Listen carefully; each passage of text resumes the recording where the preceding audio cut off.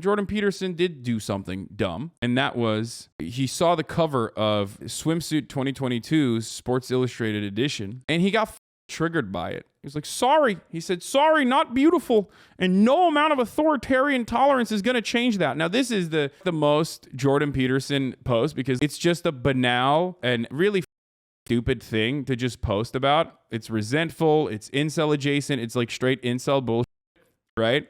But of course, he's trying to intellectualize that by being like, I will not jerk off to the thick woman on the cover of Swimsuit 2022 Sports Illustrated edition. I will not. God willing, I have tried. And it's like, you go to the store, the convenience store, and the magazine stands have gotten smaller and smaller because people don't want to read. And people are always saying, don't read anymore. Even though the words of the Prophet Muhammad, the first thing that Allah told him was read. That was the first word in the Quran. Mullah Peterson. And now liberals are saying, do not read.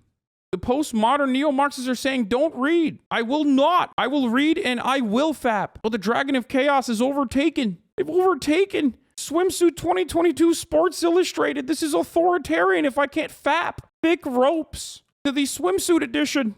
So it's just like, it's a personal preference, and beauty is subjective. I think Yumi Nu is attractive, even if she's not my type. But Jordan Peterson was like, no, if I can't jerk off to this, it's unacceptable. And she's the type of many people in the chat. But like I said, beauty is subjective, okay? It's such a personal thing.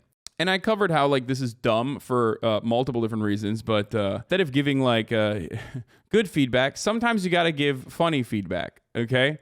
So I just posted a photo of him looking like dog crying and said, sorry, not beautiful, and no amount of authoritarian tolerance is going to change that. And as you can see, that was just a pretty ridiculous ratio. And everybody was eating his ass in the QRTs. Everyone was dunking on him for saying something very stupid. He went on a Twitter rant, a Twitter tirade, and he announced that he's departing from Twitter. It's the funniest thing you can ever experience on this website, where someone just will come out, say that they don't want to fucking fap to whoever Sports Illustrated chose for their cover, and then everybody dunks on you. They ratio you into fucking oblivion, and then you just decide to self-cancel. Obviously, it wasn't just this community that led to this, but I want to believe it is. I want to believe that it was. What do I always say about Twitter?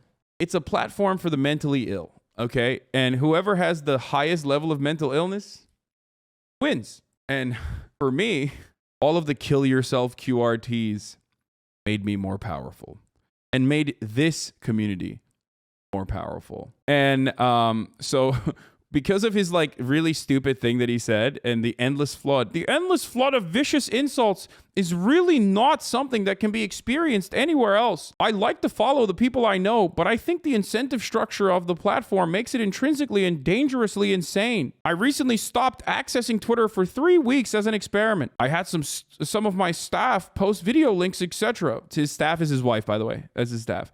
It was a genuine relief. I started to read and write more. I started using it again a few days ago. So now I told my staff to change my password to keep me from temptation, and I am departing once again. If I have something to say, I'll write an article or make a video. If the issue is not important enough to justify that, then perhaps it would be best to just let it go. But what makes this incredibly funny is, like, one, he follows me, and I don't know why. Okay, very strange. And two, he didn't stop tweeting at all. Like, he literally said he's going to stop tweeting. He kept posting through it. And that's basically the most relatable Jordan Peterson ever has been. When you get cyberbullied and you claim you're going to leave Twitter, and then you just don't leave Twitter and you post harder. And we know my man has an addiction. We know he has addiction issues. And I think personally, he just can't stop. Like, I think he's addicted to Twitter. How is cyberbullying real? Just walk away from the screen? No, I mean, it is real. It is real, especially if you can't fucking stop. Like, especially if you personally cannot stop tweeting. And this motherfucker clearly can't. I mean, holy shit, dude. Look, this is where he said he's going to stop 16 hours ago. Since then, he posted 1, 2, 3...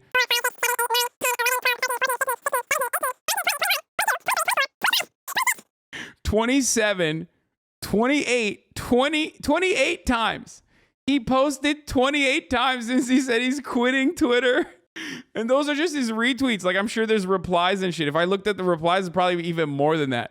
He cannot stop, bro. So now, today I'm going to talk about cyberbullying.